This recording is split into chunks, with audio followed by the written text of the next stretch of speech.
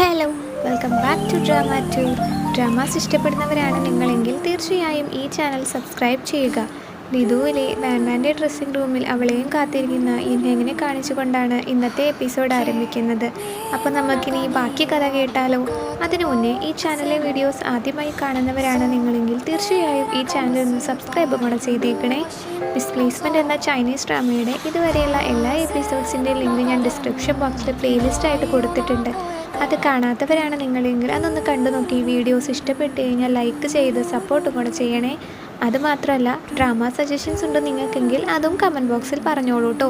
അപ്പോൾ നമുക്കിനി കഥ കേൾക്കാം അല്ലേ? വാൻവാനെ തിരികെ കൊണ്ടുപോകാൻ അവൻ ശ്രമിക്കുന്നുണ്ടെങ്കിലും അവൾ അതിന് സമ്മതിക്കുന്നില്ല. ഇതിനിടയിൽ സിസ്റ്റർ ഹോങ് മുറിയിലേക്ക് വന്നെങ്കിലും ഇൻഹെങ് തന്ത്രപൂർവ്വം രക്ഷപ്പെടുന്നു. സ്വയം സംരക്ഷിക്കാൻ അവൻ വാൻവാനെ ഉപദേശിക്കുന്നുണ്ട്. പ്രതികാരം തീർക്കാൻ താൻ മാസ്റ്റർ ഈനിനെ കൊല്ലില്ലെന്നും അവൾ വാക്കുകൊടുക്കുന്നു. ഇൻഹെങ്ങിനോട് അവൾ പഴയ അടുപ്പം കാണിക്കുന്നില്ല. പുറത്തു വന്ന് ജീപ്പിൽ ആപ്പിൾ കൊഴിച്ചുകൊണ്ടിരിക്കുന്ന ടാങ്സിനെ പറഞ്ഞു വിടുന്നു. ഷ്യാമയെക്കുറിച്ച് അന്വേഷിക്കാൻ വാൻവാൻ ഏൽപ്പിച്ച കിങ്സു ഷ്യാമയുടെ സഹോദരി ഷിയായുനെ കണ്ടിരുന്നു. ഒപ്പിയം ട്രേഡിൽ ഷിയാമയും ഭാഗമായിരുന്നു. എന്നാൽ ഒരിക്കൽ അവളെ ആരോ ഉപദ്രവിക്കുകയും ഉണ്ടായി. സെങ്കാവോ ഇടപെട്ട് അവളെ രക്ഷിച്ചതോടെ അവനോട് അവൾക്ക് പ്രണയമായി. മാസ്റ്റർ ഈൻ പറഞ്ഞിട്ടാണ് അവളും ഒപ്പിയം ട്രേഡിന് കൂട്ടുനിന്നത്. എന്നാൽ ഒരിക്കൽ ഒപ്പിയം ഉപയോഗിക്കുന്ന ഒരാൾ അവളെ ശാരീരികമായി ഉപദ്രവിക്കുന്നു. എല്ലാ മാസവും ഒരു ദിവസം ലിതു ലീവാകുന്നത് ഒപ്പിയം ട്രേഡിൻ്റെ ഭാഗമായാണ്. മാസ്റ്റർ ഈൻ അന്നത്തെ ദിവസം എന്തായാലും വരും. ഈ മാസം സെങ്കാവോൻ്റെ മരണം കാരണം അതൊരാഴ്ച നീണ്ടു. ഈ വിവരം ഷിയാവോൻ്റെ സഹായത്തോടെ ഇൻഹെങ്ങും അറിഞ്ഞിരുന്നു. ലിതുവിൽ വാൻവാൻ്റെ അടുത്ത പെർഫോമൻസ് കാണാൻ ഇൻഹെങ്ങും ഉണ്ടായിരുന്നു.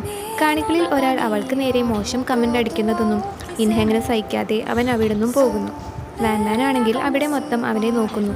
മദ്യപിച്ച വാൻവാനെ ഇൻഹെൻ തവാണിൽ എത്തിക്കുന്നു. ശേഷം ഇവരും ചുംബിക്കുന്ന സീനിൽ ഈ എപ്പിസോഡ് അവസാനിക്കുന്നു.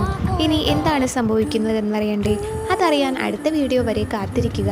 ഇത്തരം വീഡിയോസ് ഇഷ്ടപ്പെടുന്നവരാണ് നിങ്ങളെങ്കിൽ തീർച്ചയായും ഈ ചാനൽ സബ്സ്ക്രൈബ് ചെയ്യുക. ഇന്നത്തെ ഈ വീഡിയോ ഇഷ്ടപ്പെട്ടിട്ടുണ്ടെങ്കിൽ ഈ വീഡിയോ ഒന്ന് ലൈക്ക് ചെയ്ത് ഷെയർ ചെയ്ത് ചാനൽ ഒന്ന് സബ്സ്ക്രൈബും കൂടെ ചെയ്തേക്കണേ.